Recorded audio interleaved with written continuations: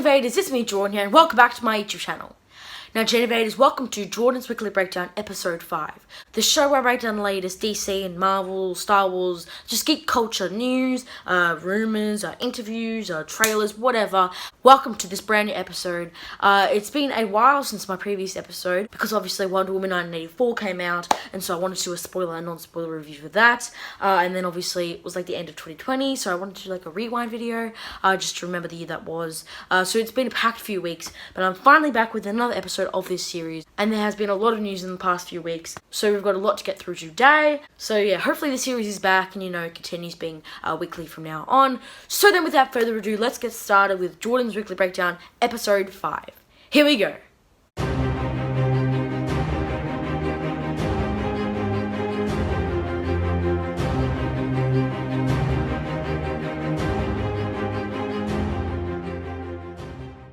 Alright, now let's begin this episode off by talking about some filming news regarding, filming updates and some set photos and stuff like that of the movies and TV shows we love so much. So let's get started by talking about the Flash movie. So a report came out a few weeks ago that the Flash movie is set to begin filming in April in London. So obviously this movie has had so many speed humps in regards to its production, multiple directors and writers leaving, and then Ezra Miller was busy, and then there were creative changes. It's just been through so much speed humps and so many delays and stuff like that. So the fact that we're finally getting proper news that it's going to be filming in a few months is it's really great to hear. I'm really excited for this movie. It's one of my most anticipated movies in the DCEU. In fact, it actually is my most anticipated movie in the DCEU. So I'm really looking forward to this. Obviously we've got Michael Keaton, Ben Affleck, Ezra Miller coming back. That's all confirmed. But who knows who else is going to be there. Whether it's going to be Grant Gustin, maybe he'll fly up from Vancouver because I think by March or April they should finish filming season 7. So maybe he can just fly up to film a cameo, or maybe he's like one of the main characters in the movie. But yeah, so April I'm really excited. I presume Ezra's finished filming the Fantastic Beasts movie. I think it was ages ago. But yeah, so finally some updates and I cannot wait for this to start filming and hopefully we should get some cool set photos and stuff like that. So I'm really excited to see this next year. Jeez. And speaking of start dates and stuff like that, Moon Knight is confirmed to be beginning filming in Budapest in March. And in that same article, it was confirmed that Oscar Isaac will be portraying Moon Knight. There was obviously a report that came out a few months ago saying that he's in talks, but other people were like, why didn't they confirm it at Disney Investors Day? Well, luckily, we finally got confirmation now that he will be playing him, and they will start in Budapest. One thing about Budapest is that, Hawkeye and Black Widow both remember it differently. So...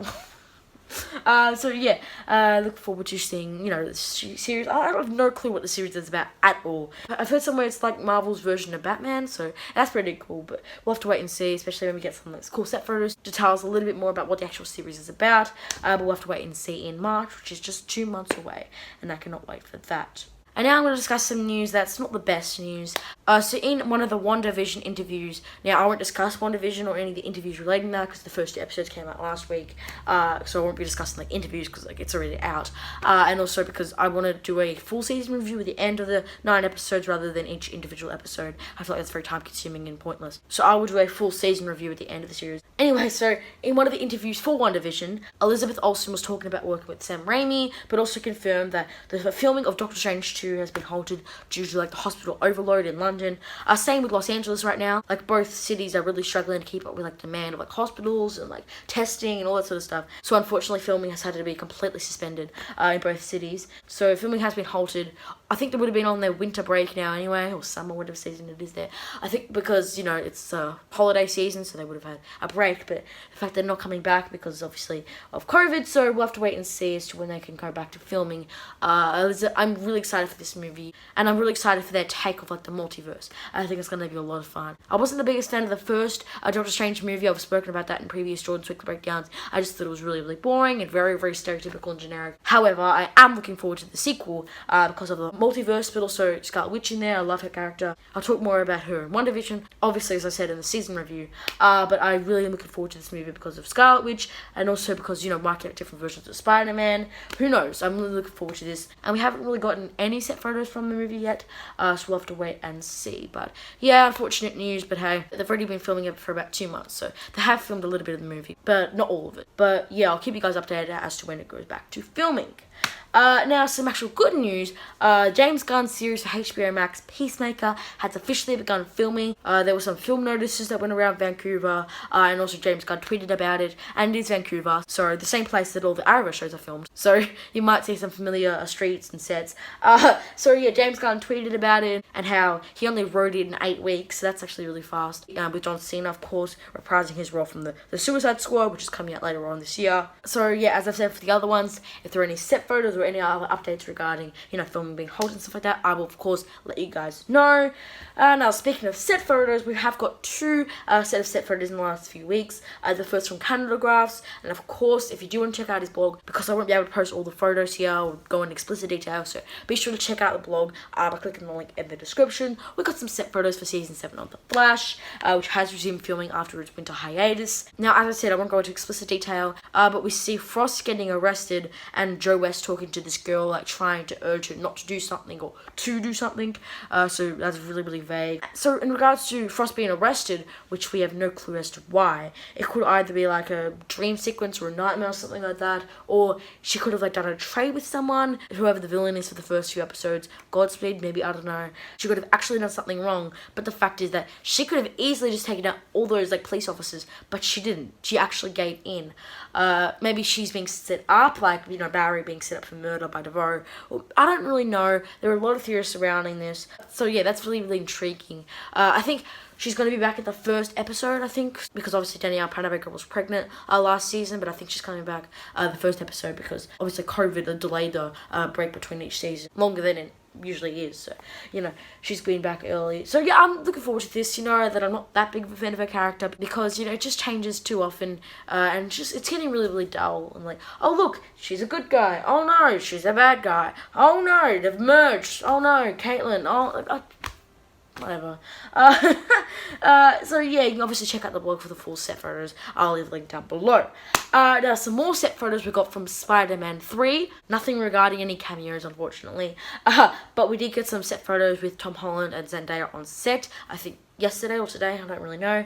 And it also confirms the Christmas setting for the movie. So in my opinion, this is most likely at the end of the movie, like a way to like close out the movie, because obviously at the end of Spider-Man Far From Home, Mysterio outed Peter's identity to the world, so he's on the run at the start of Spider-Man 3, but now at the end he's out in public again, just hanging out with Zendaya or MJ. So I think they've cleared his name by now, and so now they're just chilling, or maybe it's one of the final scenes. I'm not really sure. And it also shows him in his Spider-Man outfit. So these photos don't really tell you much about the actual story, but like the setting and like perhaps where it takes place in the movie chronologically, I'm not so sure. Obviously, we have got some set photos a few weeks ago showing, them in the same outfit that they were in the end of Spider-Man Far From Home. So the beginning of the movie will take place directly after the events of Spider-Man Far From Home, but maybe these set photos take place at the end. Who knows? And the final update in regards to filming is that the Guardians of the Galaxy cast have arrived in Sydney for their 14-day hotel quarantine, the mandatory one enforced by the government here. So obviously at the end of Avengers Endgame we see Thor go off with the Guardians, so we kind of all assumed that they'd be in Thor 4. And we got official confirmation about Vin Diesel, Chris Pratt, and I think Karen Gillan or someone else confirmed to be in the sequel a few months ago. But now I've got official confirmation of who. Bradley Cooper obviously wasn't here because the stand-in Sean Gunn is like on the set and he just doesn't post. But so yeah, they've all arrived, and we got this video of them arriving hotel quarantine because our government's really, really strict with like when you enter the country, you have to do like this quarantine in 14 days or whatever. And so that also shows that they won't start filming until at least 2 weeks from now, or when did they arrive? About last week, so maybe next week sometime. But yeah, so we also got this video from Daily Mail, and we also got some news today from Rupert Murdoch trash, news.com.au, which confirms that Matt Damon has arrived in Sydney, most likely for Thor 4, or I think it's confirmed for Thor 4. So whether he's reprising his little cameo role for Thor in the play, or maybe he'll play an actual main part.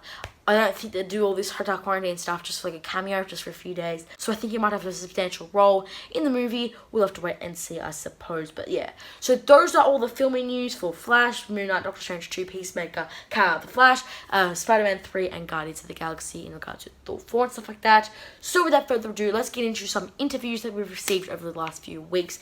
And we got some juicy details. So let's get into this. Here we go. Alright, now as I said earlier on, I won't really be talking about any WandaVision interviews, obviously because the first 2 episodes came out last week, and there will be an episode every week going forward, and it just feels pointless considering it's so close to coming out, and also because we didn't really learn anything really from any interviews anyway. I will be discussing other stuff that we learned at these interviews regarding like future projects, but nothing regarding WandaVision, so I just wanted to get that out of the way. And funnily enough, everything that we're going to be discussing in this segment comes from like executive producers, like the head guys overseeing these franchises. So that's a little bit of a fun thing there. But without further ado, let's get started with some interviews. So the first interview that we received over the last few weeks was from the New York Times, and it was an interview with Walter Hamada, who is the current president of DC Films. Now, obviously, there's a huge controversy surrounding Ray Fisher and Walter Hamada, John Berg, Jeff Johns, all those people. I would cover that, but I don't want to get myself fried by the Snyder Cut on Twitter. I do have a lot of thoughts on that. You can go over to my Twitter to check that out. I'll basically just summarize it here. I'm willing to believe Ray. Like, I really want to believe Ray. I do believe there was a lot of toxicity on the set, but okay, let's just moving on. So in the interview, he confirms that DC will have 4 DCEU movies a year in cinemas, 2 on HBO Max beginning next year in 2022, and this will include characters like Batgirl, Static Shock, like lesser known characters that not many people know, etc. So what do I think of this? I think that this is a great move. Now 4, I think that's a little bit unrealistic. I don't actually think they could be able to produce 4 movies a year. Next year, what do we have? The Batman, Aquaman 2, I think, The Flash, and obviously Black Adam. But then obviously we've got Wonder Woman 3 coming soon. I've got all these movies in development, a lot of them in development, but I don't think any of them will actually get ever produced anytime soon. Now, in regards to the HBO Max idea, well, first of all, it's American only, so I hope that they'll be able to expand it internationally. But in regards to these characters and like having the HBO Max, I think it's a good move.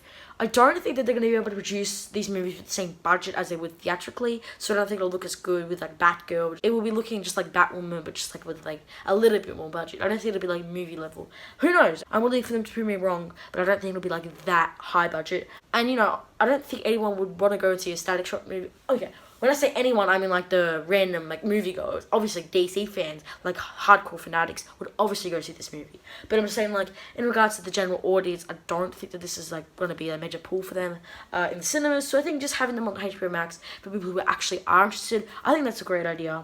I've been saying a lot recently in regards to like Wonder Woman on HBO Max, Wonder Woman 84, and like Black Widow on Disney Plus soon, or rumored to be, and I'll discuss more about that later. I've been saying that I don't mind having some stuff on streaming services like TV shows. Actually, I don't think I've said this, but I don't mind having some shows or movies on my streaming services. Like watching Soul and like The Witches, like some movies I don't really care about. I don't mind just sitting at home and just watching it. And even Batgirl and Batwoman, like I don't mind watching them at home. But like for the blockbuster movies like Wonder Woman 1984 or Black Widow, I want to see them on the big screen where they belong and what they were made for. So I don't mind watching stuff on HBO Max, especially like low characters like these people. So yeah, I'm looking forward to this. Walter also said that they're considering spin-offs to every movie going forward. Now this does not mean, I've got some people saying on my Discord server that this means every single movie they're going to have a spin-off. No, they're considering one. Like we already know there's Peacemaker from Suicide Squad, which we talked about earlier on, and then the Gotham PD show from the Batman. But for like The Flash, we might have like a CSI spin-off, or for Aquaman 2, we might have, I don't know, Ocean Master spin-off. I'm not so sure. Like that's a good idea. That's a great way to like market your brand.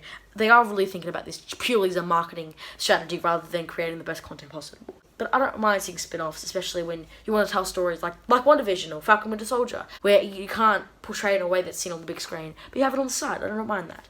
And there also make 2 Batman going forward, which is also confirmed by Walter Hamada. So that's obviously Robert Pattinson's trilogy. And then in regards to the other one, I don't think Ben Affleck will be continuing past the Flash movie. I think that's more like a send-off. But Deadline and Hollywood Reporter and all the big trades were saying that when Michael Keaton was cast in The Flash, that he'll be like a Nick Fury role. So maybe he'll be like a Batman Beyond type of character that's just like overseeing people and like mentoring people going forward. So yeah, maybe that is the second Batman franchise. But I don't think they'll give him his own movie. So that's really intriguing. But we'll have to wait and see. This interview, if you want to check it out, I'll leave a link down below. It's really intriguing. And they talk about like how the multiverse will be used and how DCEU will be on one Earth, but then like there's alternate Elseworld version, like Batman and like Joker, like all these Elseworld movies on another Earth. They use the terms Earth 1 and Earth 2, but that's purely from the New York Times reporter. I doubt they have any inside information, and those are the numbers. Because if that was the case, then it'd be the same Earth as Stargirl. I don't think that's possible. And obviously Hamada knows about, the Arrowverse, because they literally asked Ezra to be in Crisis.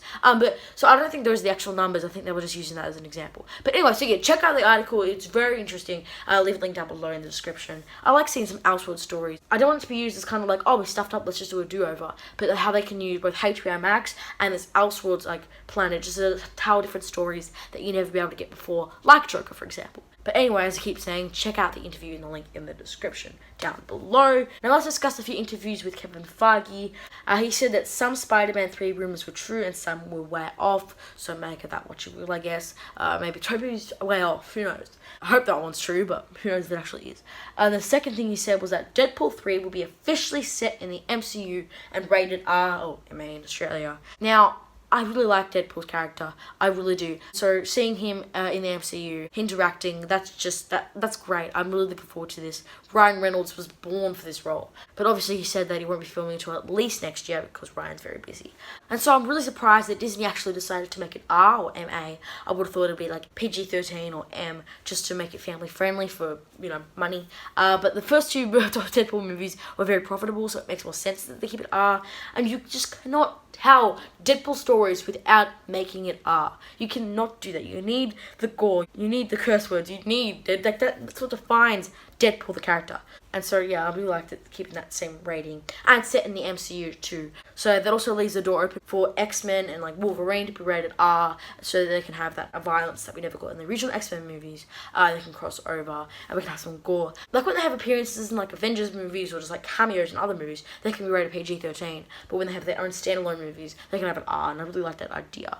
And Kevin Feige has had many interviews too discussing like how many seasons each series will get on Disney Plus, or like how long will each series be, stuff like that. But there's way too much to cover in this review, so you can all check that out. Just search Kevin Feige interview on Google or on YouTube and you'll find some. But anyway, so those are all the major takeaways from those interviews. So those are all the interviews that we received over the last few weeks. So let's get into some rumors that we received. The first and really only major rumor that we got over the last few weeks comes from Brandon Davis or comicbook.com, which said that Charlie Cox was reportedly seen on the set of Spider-Man 3 and has already wrapped filming. This is the same reputable source apparently that told him about some other news that ended up being true. Now, the only reason I'm calling this a rumor, and I know it's not like we got this covered, I'm never going to report those as rumors because they're all fake.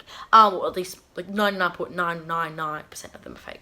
But the reason why I'm reporting this as rumors is because until it comes from like official Deadline, Hollywood Reporter, Variety, until it comes from any of those, I take it as with a grain of salt. I don't officially trust any of these minor websites to be true. However, I will consider the possibilities of it being true. I wouldn't completely rule it out. So Charlie Cox appealing as Daredevil. I've spoken about this before in regards to like how Feige teased him in She-Hulk at the Disney Investors Day, and then the rumors that came out last few weeks of him being in Spider-Man 3. I've spoken how I feel like Kevin Feige doesn't really care about the Netflix TV shows. Now, I actually haven't seen them. They're definitely on my list. I've got a very long list of movies and shows to watch. I'm really looking forward to it because apparently it's one of the best shows and it's very, very good. So seeing Charlie Cox back would be awesome for them, and obviously once I watch it, it'll be awesome to see him on the big screen. He came out a year or so ago saying that those rumors aren't true, but obviously Tatiana Maslany came out and said that those rumors are true, and Chris Evans, which we'll discuss later on, and both of those obviously will come true or came true, so I don't really take the actor's word for it. But yeah, Charlie Cox reportedly seen on the set and has already wrapped filming, so they started filming in around November, I'm pretty sure, so that kind of suggests that he won't have a main role. He might have a cameo, or he might have like a 5 or 10 minutes of screen time, but I don't think he'll be like a main character if it is true. But this is awesome, and if this is confirmed or we see him in the movie, that'd be awesome. My jaw drop. But we'll have to take it with a grain of salt until we get official confirmation. Okay, so those are the rumors, interviews, and filming news that we received this week. Let's get into the main chunk of this episode and let's discuss some news. And boy, did we get a lot. Here we go.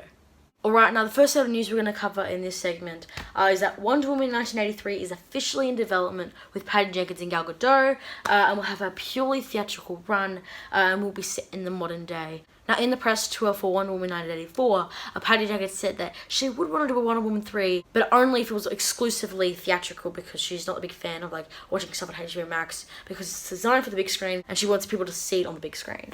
So obviously they had to come up with a deal that would ensure that it's a purely theatrical run. And this goes back to what I was saying about Auto Armada, that we're going to have 5 DCEU movies in cinemas a year, and then 2 on HBO Max. And it'll be set in the modern day. So obviously the villains that we saw in Wonder Woman 1984, subtle plug, but you can check out my review for that up here. But yeah, so the villains that we saw in that movie will probably be like 80 or 90 in the sequel, or at least in 2023 or whenever it comes out. So I wonder if they're going to be reprising their role. We don't really know anything else about this spin-off. We also know that Patty Jenkins will be producing the Amazon spin-off for DC, and will also be directing a Star Wars movie known as Rogue Squadron. So the timeline of which Patty Jenkins is, directing and producing the movies is unknown. So we'll have to wait and see as to when this movie ends up getting produced and released. But we'll have to wait and see, I suppose. Obviously, as time goes on, we'll learn more about the movie. But yeah, I look forward to seeing it. I really hope that they rehire the writer from the first Wonder Woman movie for the sequel, because I feel as if Patty Jenkins and Jeff Johns, while writing the screenplay for 1984, had like colliding visions, and in doing so allowed for a very convoluted plot, which had a lot of flaws and inconsistencies in regards to logic and stuff like that. So I really hope that they get back to screenwriter, and Patty Jenkins is behind the camera, because I don't think she's the best screenwriter. This is the first time screenwriting anything really, especially on this scale. So yeah, hopefully they get a better writer. But yeah, so I have hopes that it'll be better than the second movie. You know me, I didn't think it was that bad, but I didn't think it was amazing either. I thought it was just mediocre. It had a lot of flaws. And mostly due to the writing. So as I keep saying, I hope that this movie is better and they get better writers for it. But yeah, so anyway, so moving on to the next news that we've received over the last few weeks, and that is that Green Arrow and the Canaries has officially been dismissed and moved on by the CW. It's not moving forward at all. Now, I've been saying this for literally since like March last year. Now, it hasn't been just me saying this. Like, a lot of people since like March last year were saying that Catherine McNamara has been very, very busy and preoccupied with other roles. Mark Guggenheim officially left the CW, and just so many spin-offs and COVID and like so many factors that went into this decision just to completely not pick up on this series. I'm not surprised by this news at all. However, after hearing it, I am much more disappointed. And that is not because that we're not getting the series at all. I don't give a crap about this series. I did not like Mia's character. I did like the Canaries, but I didn't really think that they were strong enough to lead a series themselves. So I'm not sad because it's not happening. Why I am sad is because they spent majority of Arrow's final season setting up this backdoor pilot and then setting up the spin-off, only for it to go absolutely nowhere. And then we had all those flash forwards in season 7. So they've spent so much time on setting up the series only for it to be wasted. So yeah, I'm disappointed by that. I don't really care about the cliffhanger of William getting kidnapped or whatever. Like, I don't give a crap. But and also Mark Guggenheim said this in regards to the decision on Twitter. He said, actually, the decision was made during the start of the pandemic, which I believe was the deciding factor. Which is interesting, because I presume that it is, Kat McNamara wasn't interested or was busy, especially because it wasn't like what she originally was proposed, which was that it would be a solo spin-off rather than an ensemble. Anyway, and he said the actual announcement in regards to the decision was made today. So a lot of people were angry in regards to that, about why didn't you say anything? I didn't think it was actually his decision to make the call. I think obviously CW had to do it via press release. I don't actually think, like Canada Graph says, that TV pilots don't usually make official announcements, when something's not going forward. It just happens in the background. But I think there was so much fan outcry for this that they had to make this announcement regardless. But the only thing that I have like a problem with is with the showrunners and actresses. They could have just said, we don't know. But they keep saying, we have hope. We hope that we can do this. But then you knew very well that it wasn't happening. So why did you keep lying to your fans? Whether it was your decision or not to officially announce that it wasn't happening, that's not up to you. But why lie and create a sense of false hope to your fans? That's what I question. But yeah, so yeah, I don't really care for the spin-off, to be honest. I'm just like, yeah, cool. The sky's blue. I don't know. So yeah, boohoo, I suppose.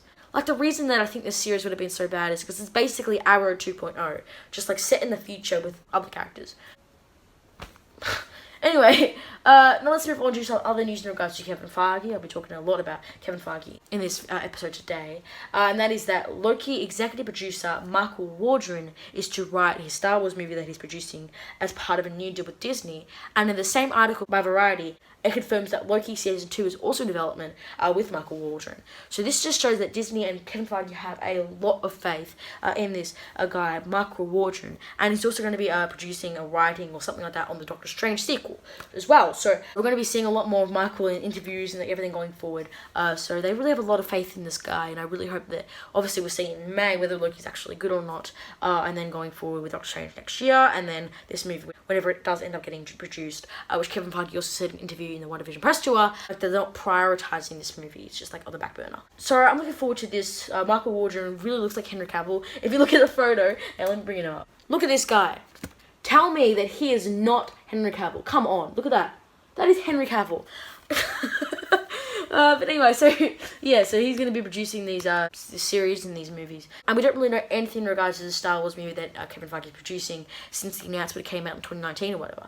Maybe he might be producing the movie that either Taika Waititi or Patty Jenkins is directing, and he's just producing on it. Who knows? And he also said in an interview with Collider that he just confirmed that he does not really work with like Star Wars like he does with Marvel. Just purely will produce this one movie, and that's a done deal. So anyway, we'll have to wait and see for this Star Wars movie, and I look forward to eventually watching it whenever it does hit cinemas in a few years' time. Now, by the time that this video comes out, and by the time I'm filming it right now, the first episode of Batwoman Season 2 has debuted on the CW, and I've heard a lot of rave reviews for it by now, and they really like twists and stuff like that, and how they introduced Javicia Leslie's character, Ryan Wilder. But what I'm about to say right now might already be outdated because of this episode. I actually haven't had a chance to watch it today, but, you know, once I do watch it, we'll see if this is actually outdated or not, what I'm about to say. But TV Line has premiered their very first exclusive look at the Season 2 villain, Safiyah. One of the Season 2 villains. The second is Black Mask, which I'll talk about later on. They released a description for the character, and that is that the dangerous ruler of the island of Corona. Safiyah is primarily concerned with guarding the desert rose, a rare flower with special healing properties grown on the island, and has a coterie, can't say words, of mercenary at her back and core like the rifle from Season 1, as we learned in the CW superhero drama's first season. Safiyah has a complicated history with Alice, who shuddered whenever the anniversary was mentioned last year. Remember, Safiyah killed Alice's Wonderland gang and tried to assassinate Alice's sister Kate, aka Batwoman. So obviously we've seen Alice was very, very scared of this character last year, and so this is really, really interesting. Obviously they talk about the rare flower, Desert Rose, which was used to save Mary's life in the mid-season finale when both Mary and her mum were affected by Alice. So yeah, we'll see more about Safiyah, and this is the official look that the TV Line revealed as to what she will look like. I don't know if she appeared in the first episode by now, so by the time this video comes out, maybe you've already seen her in live action. But for at least from filming this right now, I have no clue. So this is what she looks like by TV Line. And TV Line also says that with Safiyah's introduction in Season 2, we'll finally learn why there's been bad blood between these two women, and why Safiyah played an Alice Beth becoming a supervillain. She's not quite what she expected from Season 1, the actress told them. Oh, sorry, not TV Line, Entertainment Weekly. Sorry. She comes across as someone who's quite charming and kind. She has a definite soft spot for Alice, and you will learn as we go on that there's definitely a much deeper relationship there. And the way they're describing it, from like she'll start very, very polite and stuff like that, it's kind of like they're changing the backstory of what they've teased about the character, but oh well. And Alice becomes much more focused on Safiyah now that Kate's gone. I haven't seen the first episodes, so I wonder how Alice will react to Kate going missing and Ryan becoming Batwoman. But she'll be more focused on Safiyah and defeating her, because obviously she took out the Wonderland gang, so she wants to get revenge and stuff like that. So we'll have to wait and see. I'm really excited to see this character. I love Alice, and you know, this whole Desert Rose sort of thing, and this whole island. So it's really interesting to me. So I'm looking forward to it. Now, speaking as to what I said before about the Black Mask, Entertainment Weekly also confirmed a few days later that Black Mask is the other big bad in Season 2 of Batwoman. We have a couple big bads this season, the showrunner told them. One who we teed up midway through last season is the woman Safiyah, which I just talked about, and she's sort of Alice's Achilles heel. And ultimately, yes, with the False Face Society, we will see the leader of this gang as Black Mask later on in the season. So we obviously saw this villain in Birds of Prey, which you can check my review out by clicking that button up there. So I wonder how they're going to differentiate this version of the show in comparison to the movie, and whether the Black Mask will actually be like implemented and like attached to his skin like it is in the comics. No, I got that comment from someone else. I don't actually know anything about this character from the comics.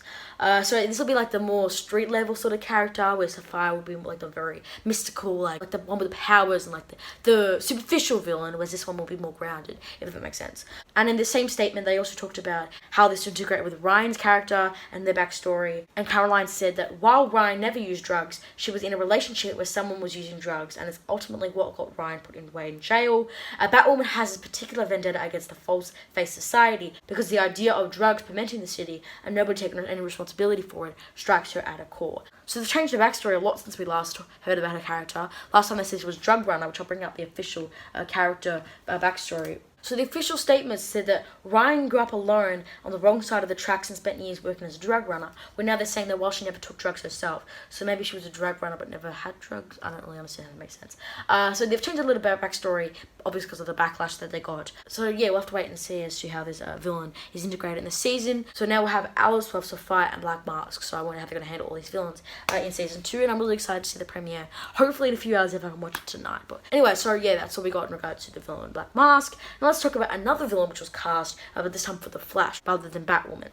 So John Core from Supernatural has been officially cast as a scientist known as Mark Stevens, aka DC Comics character Chillblaine, for season 7 of The Flash. The official character description that was revealed by TV Line, I believe, this time TV Line rather than Entertainment Weekly, tells us that scientist Mark Stevens is a charismatic bad boy obsessed with cryogenic technology, but when he's not breaking into corporate safes, he's busy breaking hearts with his irresistible charm and roguish style. Armed with his own cold weapons, he'll become a new thorn in the side of Team Flash as the DC Comics villain Chillblaine. So this sounds a lot like Captain Cold from the first few seasons, so I wonder how they differentiate this film from that, and how maybe he'll have some relationships with Caitlin, because they're both like scientists and like study cryogenic technology or stuff like that. So I'm really excited to see, you know, how they will integrate this character in the season. We've obviously got Godspeed, which he's basically confirmed Eric Wallace, the showrunner, that he'll be like the main villain for the first half, and then maybe this guy will be the villain in the second half, or maybe Godspeed will just have like 2 or 3 episodes and then he'll be the main villain in the first half. We don't really know how this character will integrate in the rest of the season. And in the comics, apparently he also has ties with Golden Glider, who we saw in season 1 hasn't come back since. So I'm curious as to whether or not Golden Glider returns for this season. I doubt it. I don't really know. We know that most likely Bloodwork and Abracadabra are coming back, but we don't really know about any other villains. So it'd be interesting to see how he integrates into the rest of the season, his relationships with people, how they differentiate him from Captain Cold, and whether or not Golden Glider will return. I'm looking forward to seeing this villain regardless. And it was also in leaks that came out a few months ago, saying a lot of things in regards to crossovers and Green Lantern and Kate Kane coming back and villains for season 7 of The Flash and stuff like that. And this was one of them, Chillblaine. So maybe those leaks have some credibility. Now, moving on from just villains from each show, we also got official confirmation that the Arrowverse crossover is officially not happening due to COVID-19 restrictions, which I also was not surprised by. They announced it like June or whatever last year. We hadn't heard any updates since until this announcement last week. So yeah, so this is the official statement from Caroline Dries, the showrunner of Batwoman.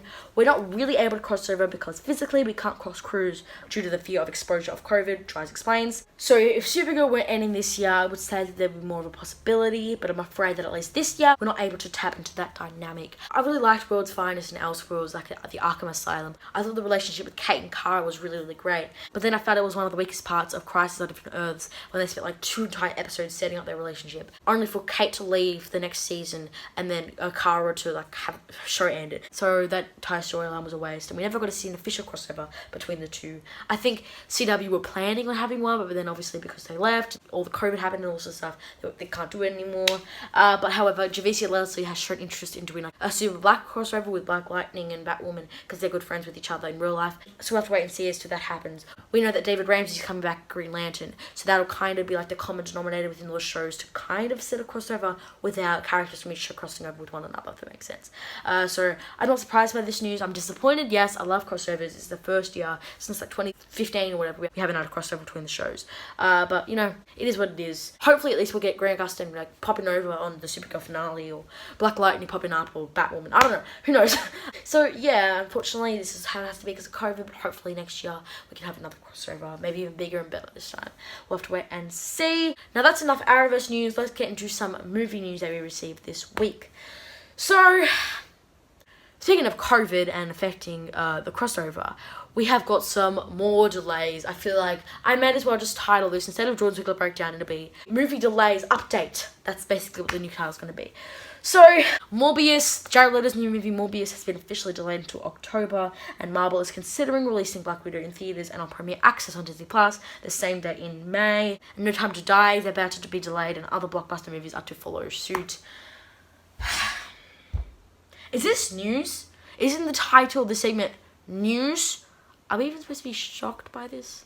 well, in 3 days, Joe Biden is inaugurated. So hopefully we get some more COVID-19 relief and hopefully be able to get this pandemic under control. But I don't mean to get political on this channel. But anyway, so hopefully, God, I don't think we're going to be able to see, like, there were 14 comic book movies apparently coming out this year. I only think we're going to see, like, half of them because of all the delays and everything going on. It's really disappointing seeing Morbius delay. Like, I'm not that excited about the movie. I've seen the trailer, I like Jared Leto, and I'm excited to see how this incorporates with the MCU because we see Spider-Man on the wall. And I was definitely planning on seeing this, but at least in October, it's kind of like, you know, Halloween vibe sort of thing. So it'll be interesting to see that movie regardless whenever we do see it.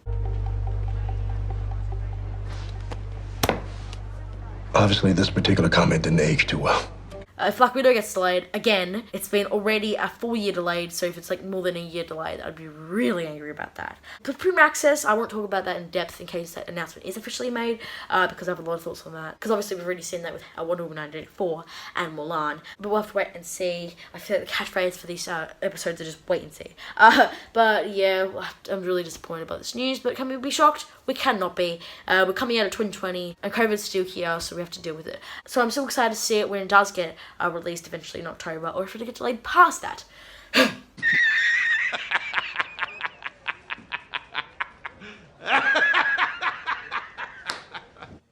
Now, let's get into the main topic for this episode. I know we're probably already half an hour in and I'm only just now getting into the main topic. According to Deadline, Chris Evans is close to closing a deal to return as Captain America in the MCU, but unlikely to be a full movie or any future appearances beyond this. So we probably won't see a Captain America 4, but we may see him appear in his own Disney Plus series, or we might see him appear in Doctor Strange 2 or Spider-Man 3. Who really knows? I think Falcon and Winter Soldier, WandaVision and Loki are basically out of the question because all three of those are finished filming and WandaVision is literally a third out. So I think those are out of the question. Even though it makes more sense for it to be Falcon and Winter Soldier because obviously Falcon will become Captain America and it's all about the legacy of the shield.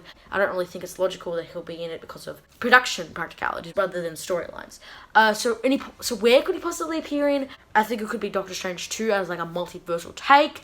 It could be Spider-Man 3, both Doctor Strange and him serve as mentors, but I don't think it'll be that large of a role considering they've already been filming for 3 months. It could very well be Thor 4. We already know that all the Guardians are going to be appearing in it. It could really be anything really. What I'd give though just to see a 6-part series on Disney Plus of him returning all 6 stones and seeing him versus Red Skull, that would be so good. But is it likely? Not really, in my opinion. Now, do I think that this is a good move, or do I think that this completely just disregards his ending at the end of Endgame?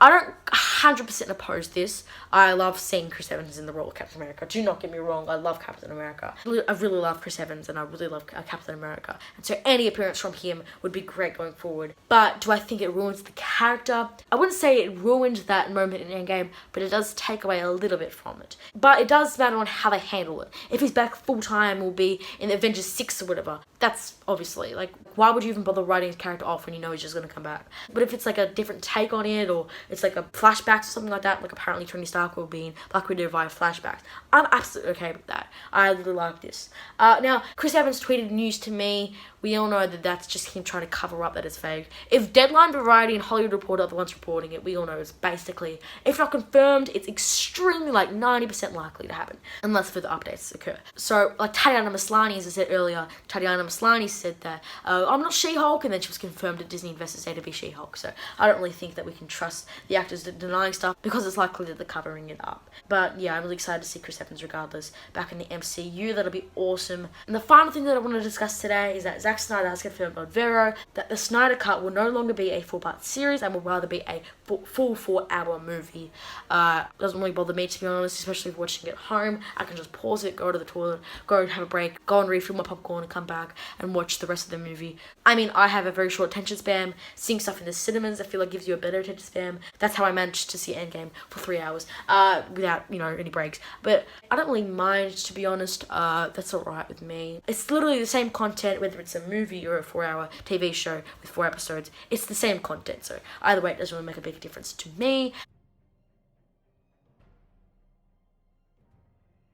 So those are all the news that we received for the last few weeks, and rumors, interviews, and filming news. So that is Jordan's Weekly Breakdown episode 5. Thank you guys so much for watching this video. I really hope you guys enjoyed it and found it informative. If you did, please be sure to like, subscribe, and turn on post notifications so you guys know when I upload a video next. And be sure to comment your thoughts on this, and be sure to join my Discord server. We can discuss so much more than this. WandaVision is currently a main, very popular topic we're discussing on the server, so you can join to see my opinion on that for my season review the end of the season, and we can discuss so much more, so be sure to join by clicking the link in the description box down below. But yeah, thank you guys so much for watching this video, and I will see you guys next time. Be sure to check out all the videos above there, and check out all my sources linked in the description down below. Anyway, so that is it. Thank you guys so much for watching, and I will see you guys next time. My name is Jordan, and I am out. Bye!